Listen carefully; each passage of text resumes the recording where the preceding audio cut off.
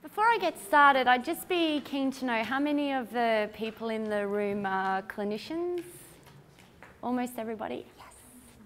All right. Hopefully this lecture appeals to you.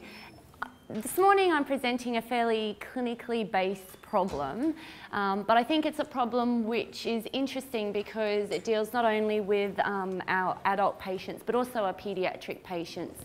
And it's often in the school dental system that problems such as congenitally missing teeth often get initially diagnosed. And having worked in school dental myself, I know that parents, in particular mothers, can sometimes be quite anxious about their child not being normal. The child themselves aren't usually too privy to what the problem is, but then as they get a little bit older, it can become a bit more of a concern. So we'll move straight on.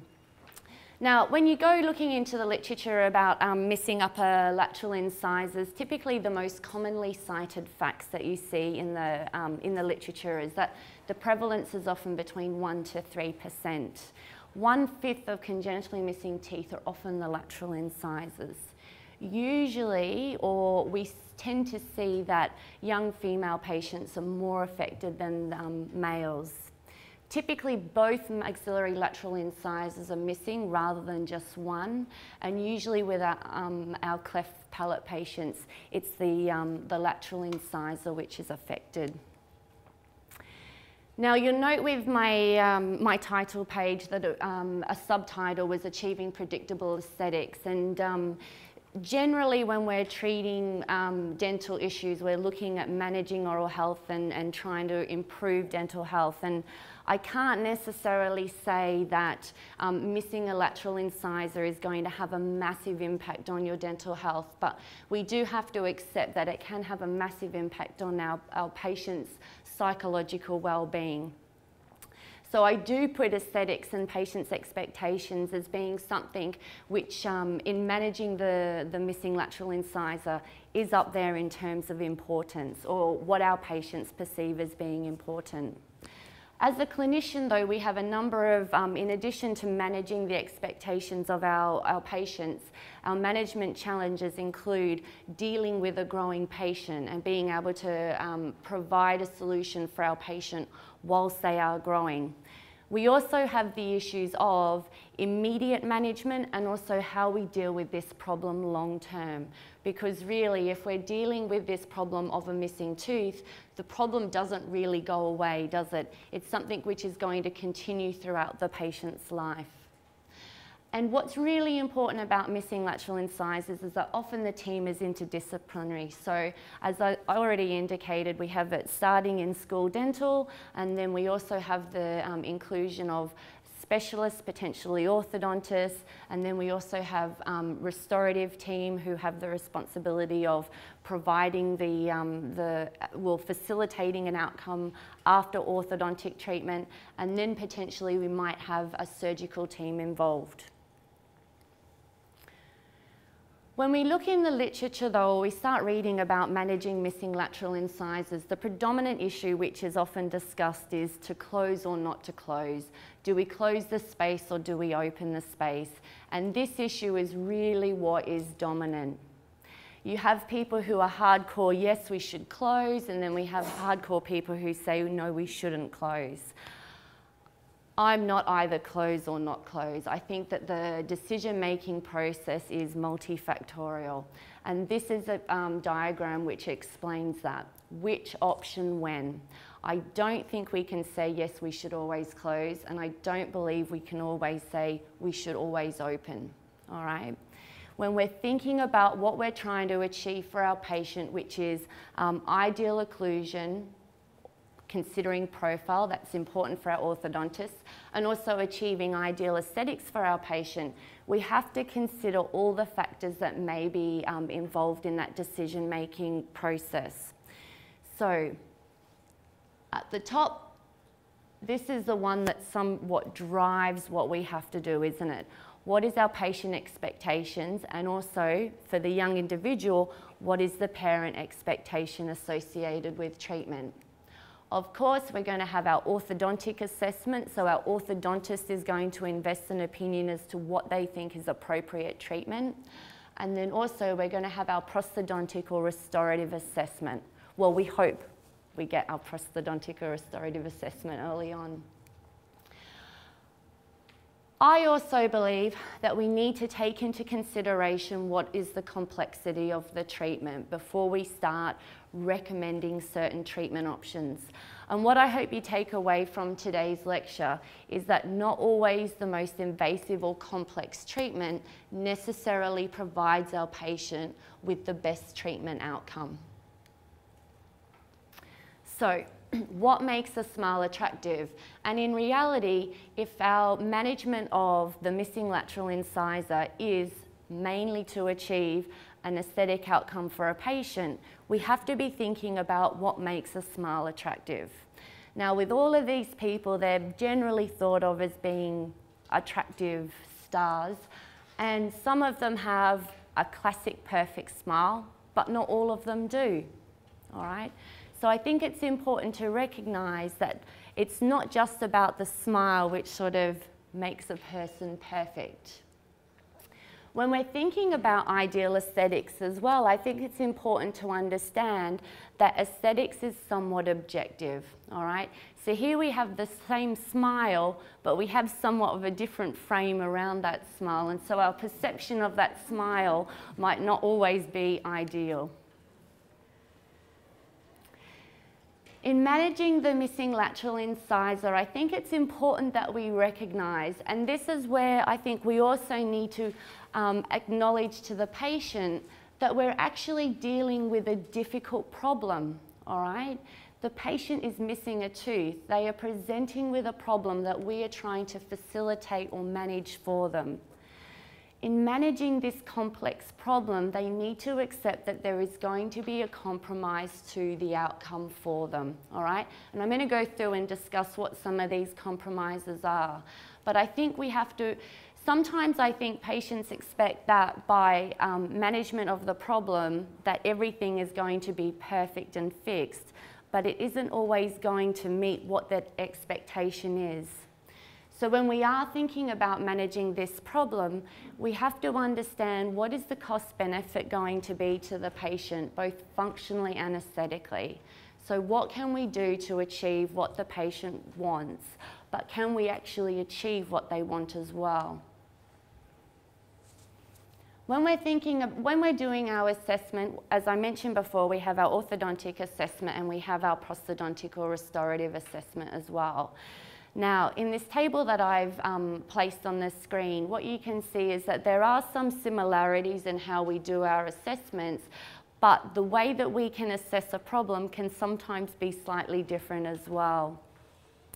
So from the orthodontic perspective, they're looking at the malocclusion and the profile of the patient. Typically, I'm seeing the patient a little bit later on and I'm doing more of a facial analysis. So I'm looking at midlines, relative incisal planes. Our orthodontist will also make an assessment of the canine shape and colour, and typically from a restorative point of view, we're also doing the same thing. What I like about this picture here is how it demonstrates that converting a canine into a lateral can sometimes be quite a challenging task because the shape of the canine relative to the lateral is somewhat different. In addition, the colour of the canine is also quite different to the lateral incisor, and I'll show you a picture which demonstrates that in a moment. The orthodontist will be looking at the lip level, as I would, so get my patients to smile. And I'm also looking then not only at where the position of their lip is, and high lip lines are really something which can be difficult to manage from an aesthetic point of view. I'm also looking at the gingival analysis, so looking at where the margins of the teeth actually lie. Okay. What's important about a lip level is that typically when a patient has a missing lateral incisor, often they have a lack of alveolar bone development in that area. So even if we can go ahead and replace the tooth and have a perfect white replacement of the missing tooth, because there's been the lack of bony development, we often have a pink deficiency in that region. So the higher the lip line, the more obvious the pink deficiency is, which can then mean that the aesthetic outcome is less than ideal. We also look at a space analysis, and I'll do my smile analysis. So I use the term, rather than ideal, I use the term predictable. And what I mean by the term predictable is that by doing a comprehensive examination of my patient, so going through what I've just spoken about, I'm able to accurately diagnose what the issues are or what the limitations to achieving that perfect outcome is. And the reason why it's so important to do the diagnosis and the assessment and identify what the limitations of treatment are is that you can accurately describe to your patient how we're going to be able to achieve an outcome for them, but where that outcome is going to be less than ideal, all right? So we're trying to, in essence, manage our patients' expectations. In addition to going through an appropriate examination, diagnosis, and informing our patient, it's also important that we have a well-executed treatment plan, all right? So that means that when it comes to actually doing the orthodontic treatment, we're achieving what we set out to achieve.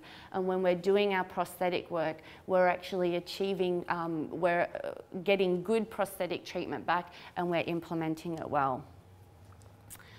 Alrighty. So as I mentioned, we do have issues of aesthetic limitations associated with managing the congenitally missing tooth.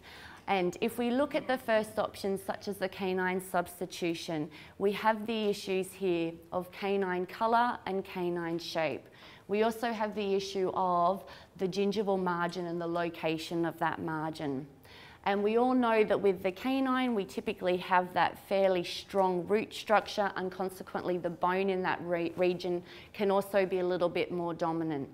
For a low lip line, possibly not so much of an issue. For a high lip line, it may be something which the patient is concerned about. But identifying these issues, the patient accepts that the outcome may not necessarily be ideal, and they be more accepting of the aesthetic outcome. If we're looking at opening the space and replacing the lateral incisor, one of the most conservative option that we have, other than a partial denture, so the most conservative fixed option that we have is placement of a resin bonded bridge. When we're looking at a resin bonded bridge, what we're trying to achieve is symmetry of space and having two lateral incisors which have symmetry.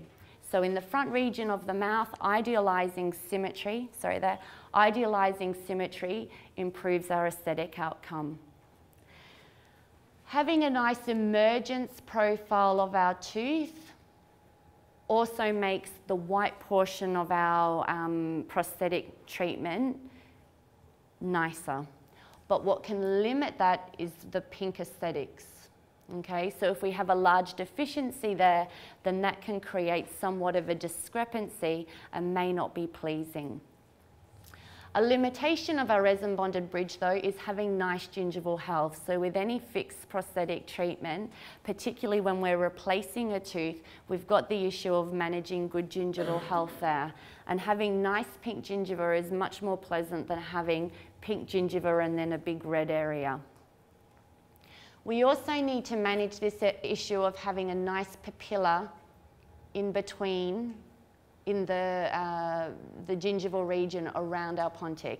And that can somewhat be challenging depending on the amount of bone loss or lack of vertical bone development which has occurred in the region. And then of course we've got the issue of having or utilising a prosthetic material to replace something which is natural. So depending on the amount of space that we have may influence the ability to create a natural looking tooth with the colour translucency that we want to achieve. In addition, we have the issue of potential greying of our canine or greying of our central with the use of the wing from the resin bonded bridge. This is why I had to check how many clinicians were in the room. I didn't want to gross out the admin people. So Implant-supported restorations. Now, implant-supported restorations have been encouraged for the use of replacing single missing teeth. But when we don't have bone in the region of the lateral incisor, how do we place an implant there? Okay. So this can be one major limitation in my mind because it increases the invasiveness of the treatment, doesn't it? Our patient then needs to undergo an additional surgical procedure called block grafting, where we take bone from the posterior region of the mandible and we place it in the region of the lateral incisors so that we can have sufficient bone there for implant placement. Again, this is going to have an influence on the emergence profile of our tooth, so how our tooth comes out of the implant. We also then have the issues with implant-supported restorations of managing papilla and the pink score or the pink aesthetics of the region. We want to have ideal gingival health, and we know that with implant-supported restorations, in certain unfortunate cases, we can have less than ideal gingival health, and we can have problems with stability of the hard tissue or the bone, depending on where the implant is placed in that space. And again, we have the limitations of our prosthetic material. So in my mind, of course, being a prosthodontist, I think that restorative assessment is very important early on in the treatment management of these patients with congenitally missing lateral incisors. It's important that if the aim of treatment is to provide the patient with an aesthetic outcome, that the person who is responsible for providing part of that aesthetic outcome is involved in the treatment planning phase. We need to understand what our patients actually want from treatment. We have to identify what the limitations to achieving an ideal outcome actually are. And then we need to make sure that the treatment plans are coordinated, or the treatment is coordinated between the different groups. So a perfect example is that if we're planning on opening up the space, we need to establish how much space can be opened up. And once we can establish how much space is opened up, that may dictate whether or not we can or we can't place implants in that space. If the sufficient space can't be opened for placement of an implant, then discussion of implants with patients is no point, is there? Because if we can't open up sufficient space, we can't place the implants. Why are we even discussing implants with our patient? We also need to be able to establish that we can create symmetrical spaces, and it's important that we're assessing the treatment and identifying whether or not we've been able to achieve that outcome or achieve that goal, because otherwise we're going to end up with discrepancies in symmetry across the arch, which may be something that does have an impact on the patient's perception of their treatment. I think also the importance of having a restoratively driven treatment plan is that we're establishing where the endpoint is as well. Patients suffer burnout, and it's something that we often discuss when we've got these longer treatment plans for our patient, but we need to identify what the immediate treatment phase for our patients are, what we're going to do during the retention phase of treatment, and then potentially what any long-term treatment is going to be for our patients. All right. Depending on who the patient speaks to, they may think that the restorative phase of treatment is easy or quick, and then if we start talking about implants and that we need to potentially do grafting, we need to then place the implant, we then need to do the restorative phase, and that in itself may take sort of 12 to 18 months, but it can't actually be started until you're 20 years old. That may influence whether the patient wishes to progress with that treatment or not. So we're trying to make our patients aware of what the prosthetic treatment is and what it involves, so they're actually making an informed decision right at the start of treatment rather than making it partway through.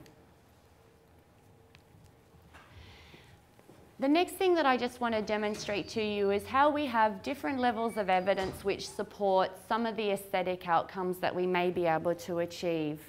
This paper here was looking at the missing lateral incisor, and it's a retrospective study looking at patients who've either had space closure or whether they've had prosthetic replacement of the missing lateral. What they identified from this study is that potentially patients who had had who had had space closure were generally happier with the outcome than the patients who had had prosthetic replacement.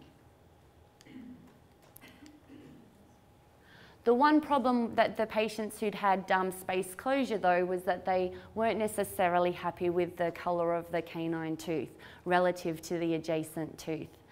Ooh, this picture's quite cool. So my friend Brendan Fitzpatrick, he provided me with these images, and this was just after the teeth were debanded. But what you can see here is from the palatal image is that we have our central incisors, we then have a canine, then we have a premolar. On the other side, these two teeth have swapped around, so we've got the canine tooth and then we've got the premolar. But look at this, this is what I think is quite cool. Central, canine, premolar, and you can see the discrepancy in the colour there, can't you? If we then go over to the other side, we've got premolar canine, and again, can you see how that canine is just slightly darker than what the premolar is? So it's important to be aware of just these little funny things which may result in the patient being less than happy with the aesthetic outcome. When we looked at the dentist views on the outcomes of patients, what they were able to demonstrate, or from the dentist assessment of these particular patients, what they identified was that patients who had prosthetic replacement tended to have more plaque accumulation around the prosthesis, all right? So we tend to see a little bit higher number of patients with gingivitis. And this is a patient who I treated who had prosthetic replacement of the lateral, and we can just see in this area how we've got a little bit more inflammation there.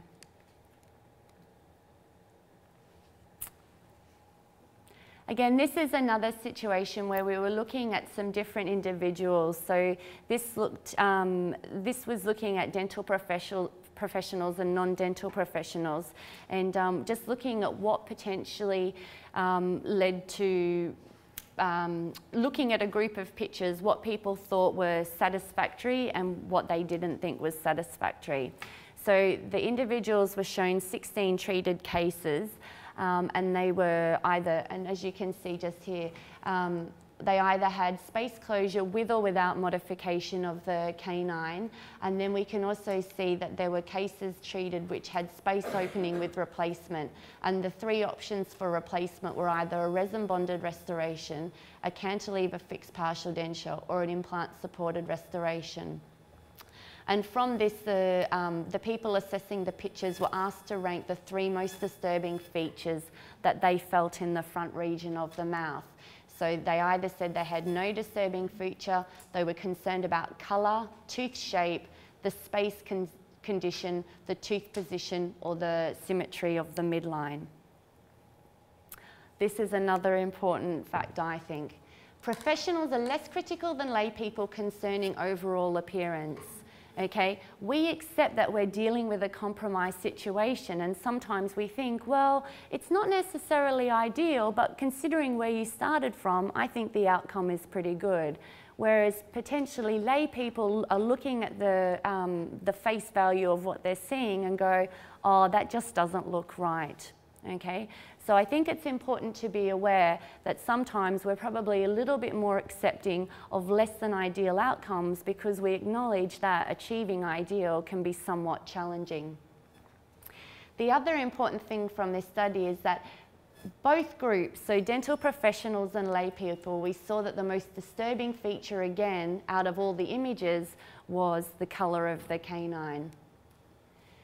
For dental professionals though, the most disturbing feature was the shape of the teeth, and in particular a pointed cuspid. So we didn't really like the position of the canine in the lateral position and having that pointy shape.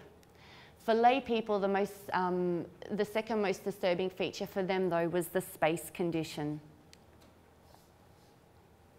These are two other studies that were done where, again, what they're doing is showing groups of people, lay people, dental professionals, and they're just looking at modification of treatment options. So in the first one by Brow, what they're looking at is in replacing the canine for the maxillary lateral incisor, what is the influence on the morphology, size and shape of the canine on smile attractiveness?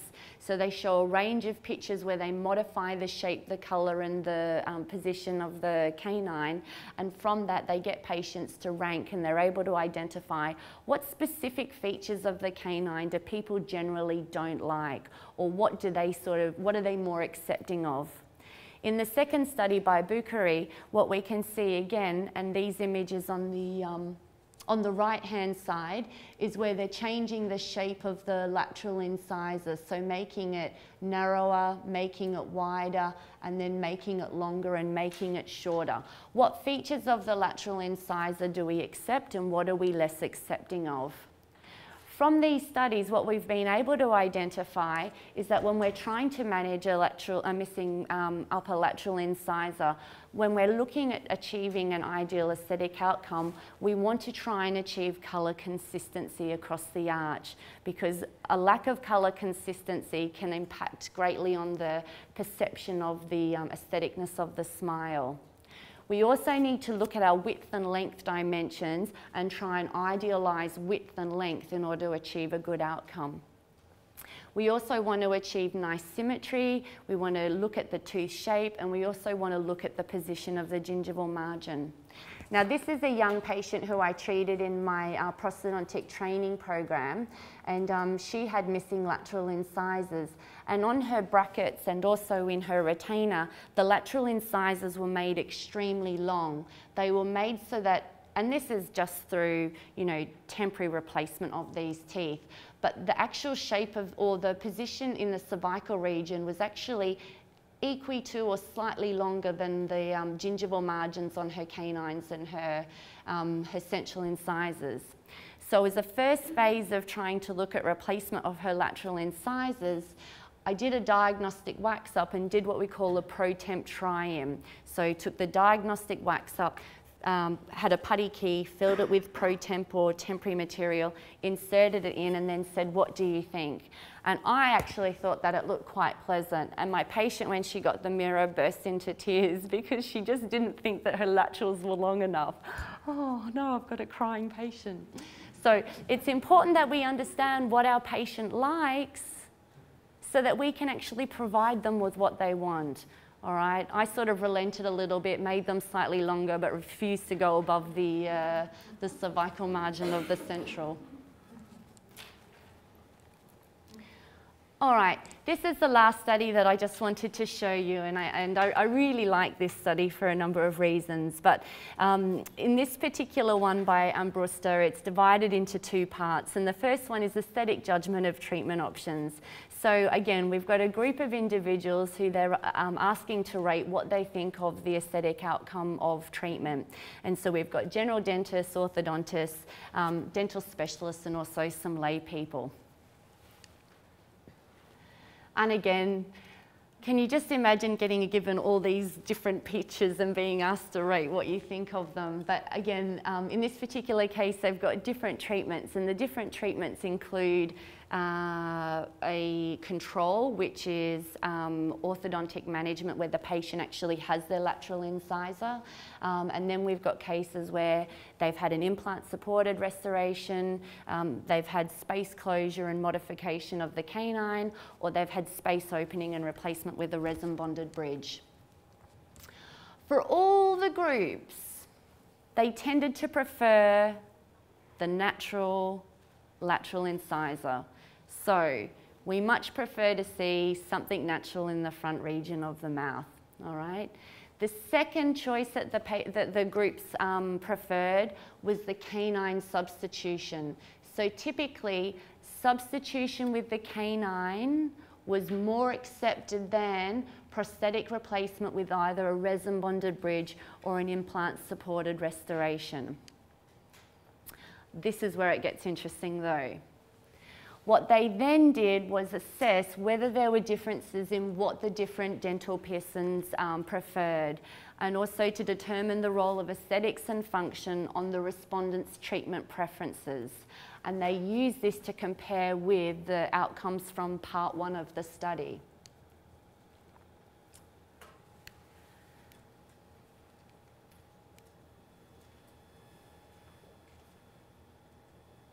General dentists and the combined dental specialists responded that the lateral incisors should be replaced prosthetically. So this is what they believe was the most appropriate treatment option. But comparing that to what, even though they're recommending a prosthetic solution, most of them, when they were reviewing the pictures of treatment outcomes, preferred the aesthetics of the canine substitution. Okay? So the conclusion from the authors regarding this paper was identifying that there were discrepancies between the treatment result judged as most aesthetic and the one most likely to be recommended. Okay? And so the authors requested that dental professionals should attempt to eliminate their personal biases when recommending treatment. Okay? And coming back to what I said at the start, it's not always the most complex and invasive treatment which provides the best treatment outcome to our patient. So these are what I perceive to be the critical factors when achieving a predictable result. Comprehensive examination, and it's important that all members of the team who are going to be involved with treating that patient are engaged at the start of treatment. We need to understand what are the concerns with this patient, and we need to manage what their expectations are. We know from the studies that we've seen that having a missing lateral is not as good as having a lateral there. So there is going to be some discrepancy with what the patient thinks is ideal, and we need to manage those expectations. Involve the team, identify where your aesthetic endpoint is, and make sure that if you are doing a prosthetic replacement, that you're critically assessing your lab work and you're executing the treatment well. Thank you.